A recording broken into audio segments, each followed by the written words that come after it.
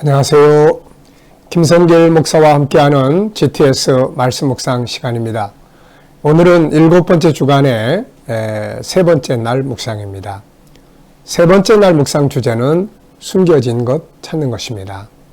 하나님의 말씀 속에서도 겉으로 나타난 부분도 있지만 또 그 안에 담겨져 있는 이유나 원인이나 이런 것들을 우리가 찾아내면 더 좋은 감동과 은혜를 누리게 됩니다.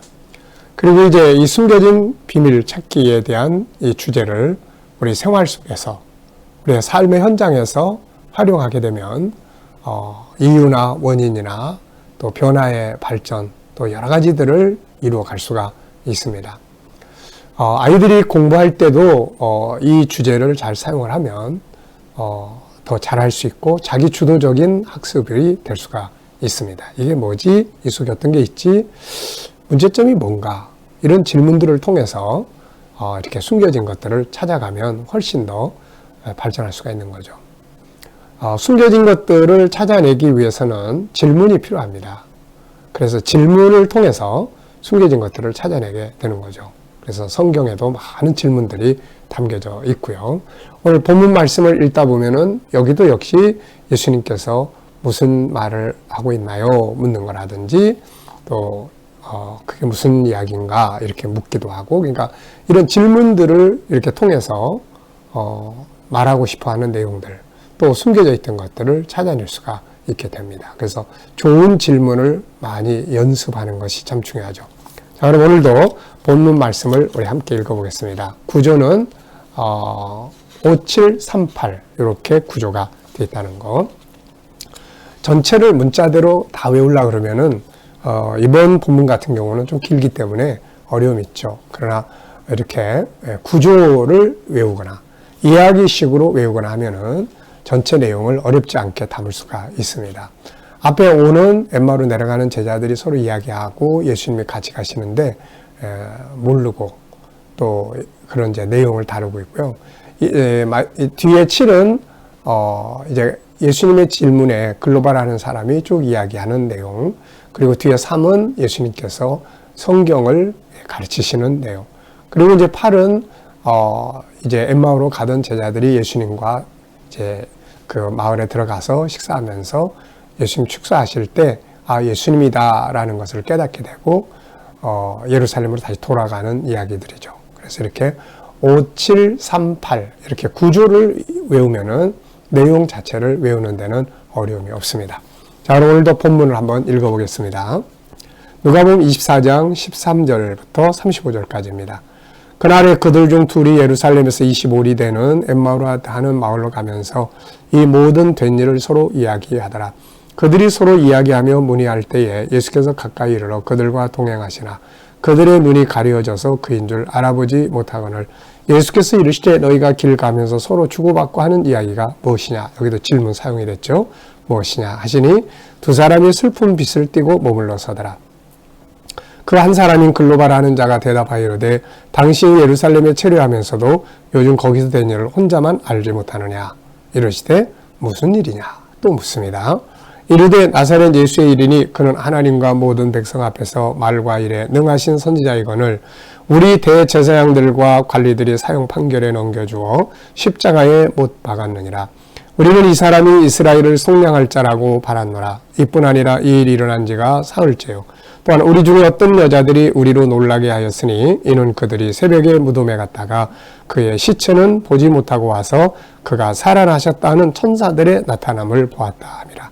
또 우리와 함께한 자 중에 두어 사람이 무덤에 가 과연 여자들이 말한 바와 같음을 보았으나 예수는 보지 못하였느니라 하거늘 이르시되 미련하고 선지자들이 말한 모든 것을 마음에 더디 믿는 자들이여 그리스도가 이런 고난을 받고 자기 영광에 들어가야 할 것이 아니냐 하시고 이에 모세와 모든 선지자의 글로 시작하여 모든 성경에 쓴 바 자기에 관한 것을 자세히 설명하시니라. 그들이 가는 마을에 가까이 가며 예수는 더 가려 하는 것 같이 하시니 그들이 강권하여 이르되 우리와 함께 유하사이다. 때가 저물어 가고 날이 이미 기울었나이다 하니 이에 그들과 함께 유하러 들어가시니라.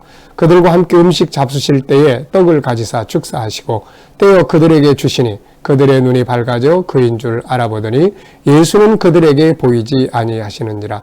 그들이 서로 말하되 길에서 우리에게 말씀하시고 우리에게 성경을 풀어주실 때에 우리 속에서 마음이 뜨겁지 아니하더냐 하고 곧 그때로 일어나 예루살렘에 돌아가 보니 11 제자 및 그들과 함께한 자들이 모여 있어 말하기를 주께서 과연 살아나시고 시몬에게 보이셨다 하는지라. 두 사람도 길에서 된 일과 예수께서 떡을 떼심으로 자기들에게 알려지신 것을 말하더라. 아멘.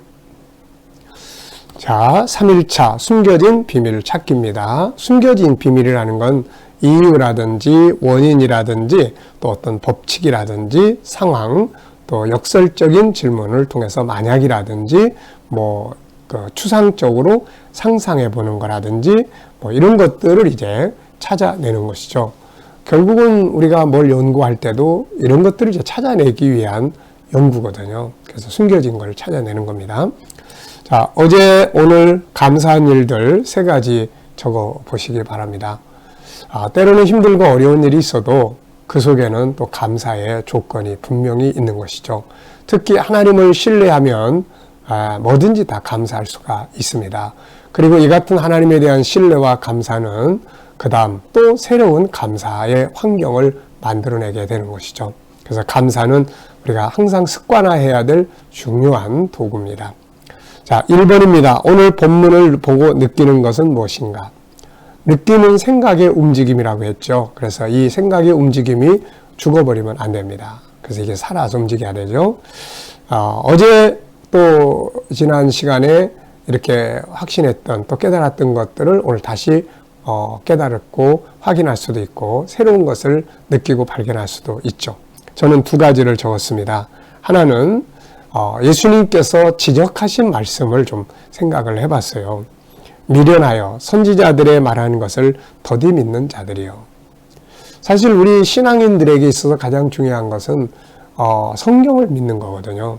그래서 성경을 바르게 알기 위해서 노력하고 이해하기 위해서 노력하고 그걸 믿고 따라가기 위해서 노력해야 되는데 이런 부분을 예수님 지적하신 것은 참 우리들에게도 오늘 우리에게도 역시 필요한 내용이 아닐까 싶습니다. 우리가 정말 중요하게 여겨야 되는 건 하나님 말씀 읽고 듣고 배우고 나누고 하는 것들이잖아요. 근데 바빠서 못 읽고 또 어려워서 못 읽고 이미 다 알았다고 생각해서 못 읽고 얼마나 많은 이유들이 있습니까? 오늘 주님이 지적하신 것이 저에게 주시는 지적인 것 같아요. 자, 2번째는 제자들이 강권하는 내용이죠. 어제도 이런 이야기 많이 했습니다만은 예수님은 더 계속 가려고 하시는 것처럼 하고 자기들은 이미 거의 다 왔고 그러니까 이제 헤어져야 되는데 이때 이 제자들이 예수님을 강권했습니다. 이제 날도 저물어 가니까 이곳에 들어가서 유하셨다가 가시면 좋겠다. 이제 이렇게 강권을 하니까 예수님이 함께 들어가셨어요. 근데 이게 진짜 참 잘한 거거든요. 그래서 예수님도 누가복음 11장에서 기도를 가르쳐 주실 때 강청하는 기도를 가르쳐 주셨어요. 일반적으로 하는 기도도 있지만 막 부르짖고 정말 간절하게 요구하는 이런 기도들도 또 필요할 때가 있거든요. 이 사람들이 지금 예수님에게 그런 기도한 거죠, 사실. 그래서 간절히 청하니까 예수님이 거절하지 않고 들어가셨는데 이걸 만약에 이 제자들이 한번 이야기해가지고 우리하고 같이 머무시고 가시죠. 그래서 예수님이 전 좀 더 가야 됩니다. 그러면은 그러시냐고 그럼 안녕히 가시라고 했으면은 부활의 주님 못 만났죠. 이게 참 정말 이게 중요한 교훈을 주는 것 같습니다. 2번째는 엠마오로 가던 제자들은 부활하신 예수님이 함께 가셨지만 왜 알아보지 못했을까요? 성경은 눈이 가려져서 이렇게 표현하고 있어요. 그들의 눈이 가려져서 예수님이 동행하시지만 몰라봤다. 그래서 16절에 보면 눈이 가려져서 자, 눈이 가려졌다. 봐야 될 걸 못 보고 있는 걸 말하는 거죠. 왜 이렇게 됐을까? 눈이 가려진 이유. 그렇다고 육신의 눈이 가려진 건 아니잖아요. 예수님 볼 수 없는 마음의 눈이 가려진 거죠. 그 이유는 말씀에 대한 믿음이 없었기 때문이다. 이렇게 생각을 해요. 예수님이 부활하신다는 말씀을 만약에 믿었더라면은 비슷한 사람만 봐도 예수님 아니신가 그러는데, 이들은 예수님이 부활하신 죽은 자 가운데서 부활한다는 것을 상상도 하지 않고 있는 거죠. 그러니까 옆에 같이 가셔도 설마 예수님 살아나셨을까? 설마 이분이? 이런 생각조차 안 하는 거예요. 우리들이 어디 가도 마찬가지예요. 그분이 틀림없이 여기 있을 거야 그러면은 계속 두리번거리고 찾게 되고, 찾다가 비슷한 사람만 봐도 그분 아니신가요? 이렇게 물어보게 되는 거죠. 근데 그분은 여기 절대로 있을 리 없어. 그러면 똑같이 그분이 계셔도 그분으로 생각을 안 하는 거죠, 이게. 그래서 이런 문제를 오늘 우리도 범해서는 안 된다. 분명히 주님은 우리와 같이 계시겠다고 약속을 하셨는데 흔적이 나타나죠. 뭘 하는데 마음에 감동이 오고. 주님이 옆에서 그 일을 하시는 건데 오늘 내 마음이 이랬어 라고 하는 정도로 끝나버리지, 예수님이 날 만나주셨어 이렇게 말 안 하거든요, 이게. 네. 그러니까 우리가 이런 부분들을 좀 더 인정하고 의식할 수 있는 그런 훈련이 필요한 것 같습니다. 자, 나는 주님이 나와 함께 계시는 것을 깨닫고 있는가? 자, 예수님이 여러분들과 함께 계시는 것을 어떻게 느끼고 있나요? 분명히 같이 계시는데 바람이 불면은 바람이 있다는 흔적이 나뭇가지가 흔들흔들 하잖아요. 그러니까 그분이 계시는 곳에는 뭔가 흔적들이 나타나는 거죠. 자, 여러분들에게 어떤 흔적들이 있나요? 한번 돌아보십시오.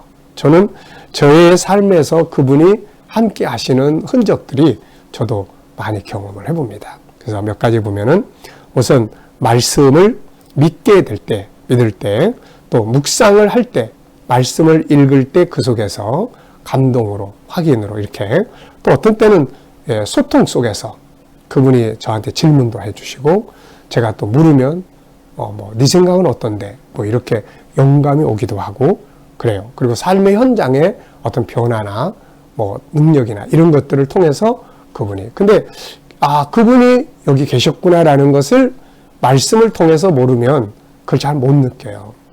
근데 우리가 가만히 내 생활 속에서 기도하면서 말씀을 묵상하면서 내 마음에 움직임이 있다. 내 환경에 어떤 변화가 있다. 또 내가 말씀을 읽을 때 어떤 감동이 온다. 그 자리에 주님 계시는 거거든요. 그분이 하시는 거예요, 그분이. 그러니까 우리가 이런 거를 인정하고 주님 감사합니다. 주님 앞에 인사해 드리는 것. 이거 중요한 거예요. 세 번째입니다. 예수님은 세상에 오셔서 천국 복음을 전해 주셨어요. 그런데 그들은 왜 예수님 이스라엘을 속량할 자라고 했을까요? 저는 두 가지의 이야기를 적었는데요. 하나는 성경에 대한 오해예요, 오해. 그래서 당시 이 사람들이 가지고 있는 성경은 구약 성경이잖아요.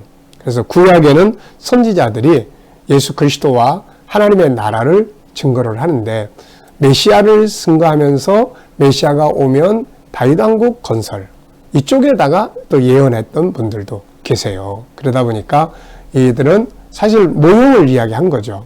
하나님 나라가 임한다. 이거를 모형적으로 다윗 왕국으로 설명을 한 거예요. 그러다 보니까 이들은 그 실물을 생각하지 않고 계속 모형만을 생각하고 갔던 거죠. 그림자와 실물. 예수님이 구약의 선지자들이 예언한 것은 사실 모형일 때도 있고 실물일 때도 있어요. 그런데 모형은 이스라엘 왕국이고 그 전에는 가나안 땅이고 그 전에는 에덴 동산이었잖아요. 다 이게 모형이었단 말이죠. 그런데 이들은 그걸 그대로 믿고 메시아가 오면 그거 이루어질 줄로 생각을 했어요. 그러다 보니까 하늘의 나라를 알지 못함으로 인해서 메시아가 오면 이스라엘을 로마에서 구원할 자다, 이렇게 생각을 했기 때문에 그런 문제가 발생할 수 있었습니다. 그래서 우리가 성경의 진실성, 성경의 본질, 올바르게 성경을 이해하는 것이 참 중요하죠. 그리고 또 하나, 이들에게는 로마로부터 핍박받으면서 식민지 생활하고 있으니까 현실적으로 민족의 해방을 구할 수도 있었던 거죠. 우리나라도 외정시대에 지배받을 때 우리 교회들도 많이 기도했던 것이 뭐예요? 그때 당시에 성도들이 아마 많이 기도했던 것이 나라의 독립 해방이었을 거예요. 그러니까 그런 현실적인 마음도 충분히 가질 수 있었다 하는 걸 우리가 알 수가 있습니다. 자, 제자들이 이런 생각을 가지고 주님을 따랐을 때 어떤 결과들이 왔는가? 결국 다윗 왕국을 건설하려고 따라다니던 사람들에게 예수님의 십자가 사건은 엄청난 충격이고 실패였죠. 그러다 보니까 결국 다 떠나가고 또 다 예수님 버리고 그런 거죠. 그래서 그 중에도 제일 머리가 빨리 돌아간 사람, 눈치를 빨리 챈 사람이 가룟 유다였다. 이렇게 생각을 해요. 딱 보니까 아닌 것 같아. 그래서 유대인들에게 미움받는 사람이니까 그냥 환심이나 사서 돈이나 좀 받아가지고 가자. 이런 생각을 했던 것 같습니다. 자, 우리가 복음을 잘못 알고 따라가면 언제든지 세상적인 것을 위해서 예수를 믿다 보면은 세상적인 게 내 마음대로 안 돼도 또 잘 돼도 결국 예수님 떠나게 되는 일들이 생기는 거죠. 그래서 복음은 예수 그리스도의 십자가를 통해서 제사함 받고 구원받는 거고 천국에 들어가는 것. 이게 복음의 핵심이에요. 네. 네 번째입니다. 예수님은 그들을 미련한 자들이라고 지적하셨습니다. 이유는 무엇일까요? 하나님 말씀이 분명히 있었음에도 분명히 미리 이야기해 줬는데도 믿지 않았기 때문에 그리고 또 선지자들의 글을 맨날 읽으면서도 그 속에 들어있는 진짜 의미를 잘 몰랐기 때문에 미련한 자들이다. 이렇게 이야기를 하신 거죠. 자, 우리가 성경에서 깨닫고 알아야 할 핵심 주제는 무엇입니까? 항상 우리가 성경을 볼 때 교훈도 있습니다. 리더십, 또 살아가는 데 필요한 많은 교훈도 있습니다. 그런데 그 교훈에 앞서서 먼저 알아야 될 것은 본질을 이해해야 돼요. 요한복음 5장 39절에 예수님은 성경의 본질을 말씀하셨어요. 너희가 성경을 통해서 영생을 얻는 줄 알고 성경을 상고하거니와 이 성경이 내게 대해서 기록한 것이다. 그래서 예수 그리스도와 그 다음에 특히 예수 그리스도도 십자가의 예수 그리스도와 천국, 이것이 바로 복음의 본질이고 성경의 중심입니다. 그래서 우리가 성경을 읽을 때 볼 때 세상 사랑하는데 필요한 말씀만 딱 보고 끝나서는 안 되고 먼저 본질을 찾고 그 다음에 세상의 것들을 얻을 수 있는 이게 필요한 거죠. 다섯 번째입니다. 예수님이 십자가 제자들 속에서 일하시는 방법은 무엇이었나요? 예수님께서 제자들 속에서 일하시는 방법은 그들의 마음 속에서 말씀을 깨닫게 하고 뜨겁게 하고 감동을 주고 이런 일을 하시는 거예요. 이런 일. 그러니까 옆에 같이 가실 때는 몰랐어. 그런데 그들이 예수님의 말씀을 가르쳐 줄 때 내 내면 속에서 뜨거워졌어. 이게 주님 만나는 방법이에요. 참 중요한 거예요, 이거. 자, 그래서 예수님이 제자들 마음속에서 일하는 방법, 뜨겁게 영을 움직이고 감동을 주고 확신을 주고 깨닫게 해주고 이런 것들이에요. 자, 그래서 그런 일들이 일어날 때 우리는 당장에 이게 주님이시구나. 이거를 느껴야 돼요. 그리고 그걸 인정해야 되고 영광을 돌려야 되는 거죠. 그걸 그렇게 해놓고도 부흥회할 때 막 회개하고 마음에 감동이 없고 막 은혜 받고 그래놓고도 나 오늘 예수님 만났어. 이런 말 못한단 말이에요. 이거. 그러니까 우리가 이런 것들은 사람이 하는 게 아니에요. 사람의 영혼을 움직이는 거는 사람이 아닙니다. 그건 하나님이 하시는 거죠. 네. 자, 내게는 주님이 일하시는 흔적들이 무엇이 있는가? 이 흔적을 이렇게 가만히 놓고 돌아보면 확실히 예수님은 영혼 속에서 일하시는 것 같아요. 저는 주로 그렇게 경험을 합니다. 예수님 처음 만날 때도 내 영혼 속에서 뜨겁게 이 밑에서부터 뜨거움이 올라오게 하시고 그 속에서 들려오는 성령의 어떤 음성, 귀로 들려오는 건 아니에요. 내 내면의 세계 속에 들려오는 음성들. 저는 그런 경험을 여러 번 했습니다. 확실성, 때로는 그게 명확하게 확신이 되는 거예요. 이렇게 되겠구나. 이런 부분들. 또 여러 가지 그런 소통 속에서 오는 그분의 응답들, 또 삶의 현장에서 변화되는 이런 것들, 어쨌든 기억나게 하시는 말씀들, 다 내 속에서 이루어지는 거죠. 그래서 주님이 그렇게 일하시는 것을 우리가 이렇게 쭉 뒤돌아보면, 그때 그분이 이렇게 만져주셨구나. 그때 이렇게 하셨구나. 이런 걸 알게 됩니다. 참 감사한 일이죠. 지금도 같이 일하시고 계시니까요. 자, 본문 속에 들어있는 희망의 요소. 우리가 어떤 상황을 만나도 희망의 요소를 찾는 이런 훈련을 우리가 꼭 해야 됩니다. 왜냐하면 절망적 요소를 자꾸 찾으면 삶에 재미가 없고 실패를 하게 돼요. 그러나 희망의 요소를 자꾸 찾아내면 사람이 먼 일을 만나도 새로운 변화를 만들어낼 수 있고 아름답게 살아갈 수 있는 거죠. 지금 여러분들의 삶이 어떠하든 간에 그 속에 있는 절망하고 친구 사귀지 말고 희망적인 부분들을 자꾸 찾아서 이렇게 친해지게 하시기 바랍니다. 오늘 본문 속에 있는 희망의 요소를 저는 이렇게 적었어요. 주님이 살아계시다는 것, 동행하신다는 것, 제자들에게 말씀을 가르쳐 주신다는 것, 그리고 또 제자들이 예수님에게 같이 몸을 잡고 강권하는 것, 또 그들이 나중에 눈이 밝아지는 것, 그리고 마음이 뜨겁다 하는 이런 거, 예루살렘으로 다시 돌아가는 것, 다 이게 희망적인 단어들이고 요소들입니다. 자, 오늘 말씀 속에서 우리를 향한 하나님의 마음은 무엇인가? 저는 세 가지 적었는데요. 하나는 진리를 바로 알고 굳게 서라. 또 하나는 주님을 강권하라. 또 하나는 예루살렘으로 돌아가라. 네. 자, 질문 2개 이상 만들어 보기예요.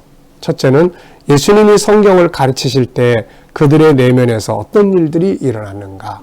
그들이 나중에 이야기하잖아요. 우리 마음이 막 뜨겁지 않더냐. 네, 그게 주님이 일하시는 방법이에요. 두 번째, 그들이 깨닫게 되었을 때 주님은 왜 사라지셨을까? 본문을 보면은 그들이 예수님이다 라고 생각을 했는데 예수님이 안 계시는 거예요. 그들에게 보이지 아니하시는 거예요. 그래서 부활하신 뒤에 주님은 시공간을 초월하시는 분이세요. 그래서 딱 등장하기도 하시고 사라지기도 하시고, 이게 나중에 부활체로 나타날 우리들의 모습이기도 합니다. 자, 여러분, 오늘도 무엇을 하든지 오늘은 그냥 막 하지 마시고 잠깐 멈춰서서 질문 3개 이상, 더 나은 방법은 없나? 네, 이렇게. 답은 어디에 있을까? 뭐 이렇게. 이것의 특징은 뭐지? 네. 그러면서 질문 한 3가지 이상씩 이렇게 해보시고 진행을 해보시면 숨겨진 것들을 찾아내고 훨씬 더 나은 방법으로 살아갈 수가 있습니다. 자, 오늘도 묵상과 함께 승리하시고 또 동행하시는 주님을 때마다 만나셔서 좋은 하루 되시기 바랍니다. 기도하고 마치겠습니다. 주님 감사합니다. 오늘도 우리와 동행하시는 주님, 우리가 알지 못함으로 나 혼자 사는 것처럼 살지 않게 하시고 옆에 계신 주님과 늘 동행하며 소통하며 살게 하여 주옵소서. 오늘도 우리 자녀들과 친척들, 이웃들 모든 중에 믿지 않는 자들 다 주께로 돌아와 구원받게 하시고 우리 자녀들과 성도들 오늘도 삶의 현장마다 함께하여 주셔서 주님, 저희들이 코로나 바이러스로부터 머리털 하나 상하지 않도록 지켜 보호하여 주시고 또 주님, 저희들이 또 가진 믿음으로 일하는 직장과 사업장들이 형통하게 하여 주시고 새로운 직업을 구하는 성도들에게는 좋은 일터들이 예비되게 하여 주시고 또 저희들이 가진 꿈과 비전들이 주 안에서 아름답게 성취되게 하여 주옵소서. 치료받는 성도들에게는 모든 질병으로부터 속히 자유함을 얻게 하여 주시고 주님의 피 묻은 손으로 만져주시고 묵상하는 말씀이 능력이 되어 저희를 치료하여 주옵소서. 오늘 이 나라와 민족이 함께 하시고 이 땅에서 코로나 바이러스가 속히 소멸되며 이 나라의 지도자들에게 지혜를 주셔서 나라를 바른 길로 이끌어 가게 하여 주옵소서. 또 주님, 세계 곳곳에 있는 선교사님들과 저들의 사역 가운데 함께 하여 주시고 이슬람권, 힌두권, 공산권, 불교권에서 오늘도 핍박받는 교회들 위해 은혜 주셔서 보호하여 주시고 승리하게 하여 주옵소서. 감사하며 예수님의 이름으로 기도하옵나이다. 아멘.